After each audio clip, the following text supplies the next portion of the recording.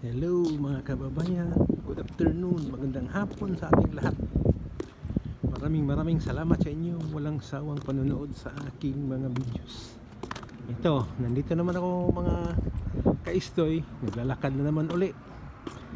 Araw ng linggo, naglalakad ako uli para exercise na naman. Saka iba-ibang view ba ang makita natin. Dito iba naman ito, tabi lang ito ng daan,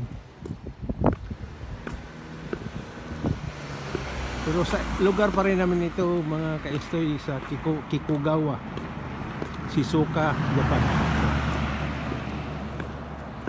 Yung nasa taas dyan, no? Utsahan yan, utsahan. May mga utsa, may mga punong kahoy. Ito naman, niready nila para taniman.